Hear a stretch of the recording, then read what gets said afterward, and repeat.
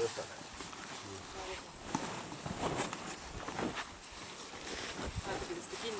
Ma tõmban ka sa tõmba sealt sinna. Siia, jah. Siis ta läheb kohe segamini. Mille jaoks? Sellega ei saa mõelda, see on kiusaliiv. See on väga kehva liiv. Ta on liiga peenik. Jah, sellega ei saa mõelda. Aga võta sealt.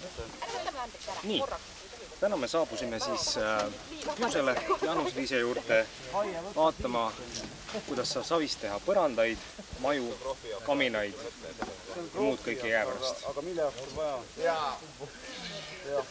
Ja hakatuseks alustamegi sellest, et teeme valmis ühe korraliku savisegu, mis tegelikult väidetavalt polegi mitte niivõrd savisegu, kuivõrd kruusasegu, millele on pandud pisut savi juurde. Siis pane see ära.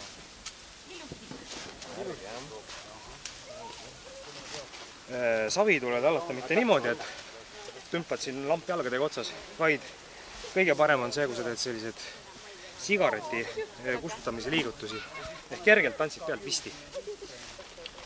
Ja nagu mu sellisest pisut hingeldavast kõneviisist juba nagu aru saab, siis selline savi tallamine on väga hea alternatiiv kõikvõimalikele spordiklubidele, uskuge mind.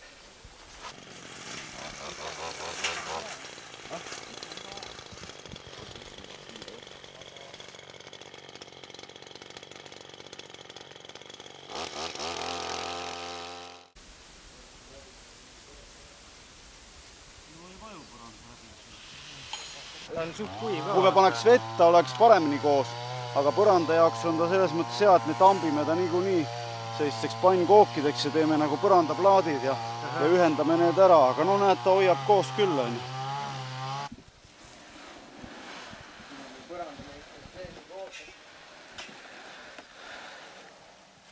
Siin on mitu tegevust, et põrandal oleme pannud kergkruusa.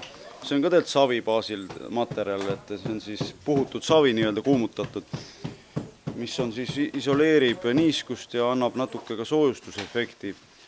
Siis see on üks tegevus, et me katame seda kergkruusa siis praegu saviliiva põhuseguga, no inglise keeles nimetatakse selline kamakas, on see tehnika nimi koob, on ju, koobsegu, ehk siis saviliiva põhusegu, see, mis me väljas koos tegime praegu.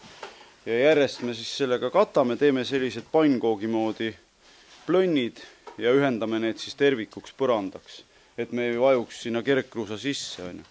Ja samal ajal käib siin kaminaehitus, mis alguses on siis tellise materjali, aga hiljem kasutame ka siin siis saviliiva põhku, mitte muidugi koldes, vaid et anda talle vorm, voolida ta ilusaks ja tõsta seda kõrgust hiljem.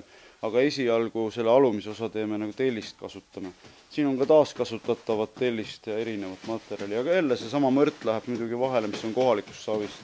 Ja seal on siis pooleli praegu, seda on eelnevatel aastatel tehtud, on siis selline köetav diivan, mida kütab siis rakettahi. Ja see köetav diivan on siis tehtud saviliiva põhusegust ja maakive on pandud sinna sisse. Ja sees on metalltorud, mis on siis ümbritsetud kõik saviliivaga ja pealiskiht on saviliiv põhk. Sinna tuleb ka siis selline voolav vormkuju, nagu et eendub selline iste, et inimestel kandadel on mõnus. Ja siis see sein on tehtud erinevatest, siin on kombineeritud erinevaid tehnikad, on pakett. Ja kondensiohtu siin ka ei ole, sest savi tõmbab alati selle niiskuse endasse. See osa on siis selline savimaja tehnika, too osa on klassikaline Eestis levinud põhutehnika, mida on siis rihmadega pingutatud. Ja too osa on siis kombinatsioon savimaja tehnikatest, koobtehnikast ja põhupakist ja ülemine osa, kuna põhupakki oleks pidanud poolitama, siis me kasutasime pakupuutehnikat ja keskel on lambavilla soojustus, seda on siit veel näha, aga see kaetakse kohe ära, et koi sinna sisse ei saaks. Ja väljas on siis ka see saviliiva põhukiht selline, mis seda soojustust nagu ei lase ära minna. Ehk siin on kombinatsioon, kompott erinevatest tehnikatest ja sellepärast katus on ka eraldi, et ei oleks see, et üks sein vajub rohkem vähem. Ja vundamendiks on meil tehtud liivakottidest vundament, suhkrukotid valged.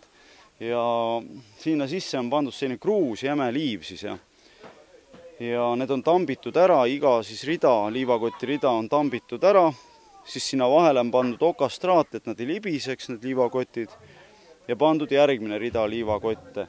ja siis niimoodi looklevalt see vorm läheb. Me kasutasime siin hobusesõnnikut ja lehmasõnnikut kombinatsioonis lubja ja saviga ja natuke panime veel põhukiudu ka sisse ja nagu näha, see päris hästi peab vastu ja kestab üsna tugev. Muidugi katus peab ka lai olema, et ta ei saa lausvihma, on ju. Et selline lahendus ja tundub, et on hea, sest ühtki mõra ma ei ole siin mitu aastat juba maja siin püsib, no järjest müürid kerkivad, ühtki mõra ei ole nende aastatega tulnud, nii et saab ka nii vundamenti teha. Siin on selline istumise koht, kus siis on ka pitsa leivaahi, mis on tehtud saviliiva põhubaasil siis. Väliskihis on põhk sees, sisekihtides on ainult saviliiv. Ja põrand on siis samottidest tehtud. Ja siin on kasutatud siis põhupakke, et kiirendada seda protsessi ja kaetud siis paksu saviliiva põhuseguga. See osa on ainult saviliiva põhuseguste puupakkudega tehtud. Ja jälle klaasid on sees, et illustreerida, anda vaadet ja avarust juurde. Ümar vorm nagu looduse vormid, et ta harmoneerub siis siia looduse keskkonda. Erinevad Eesti sabid, värvid on siis erinevad sinised, mis meil Eestis on siuke peesikas, pruunikas, punakas, nii et juba savidega saab anda toone ja inimesed siis ei ole siin olnud krohvijad või kunstnikud on teinud selliseid huvitavaid vorme siia peale, kuigi ülesanne oli krohvida, aga inimene tegi siis kaunistusi. Väga tore on näha seda.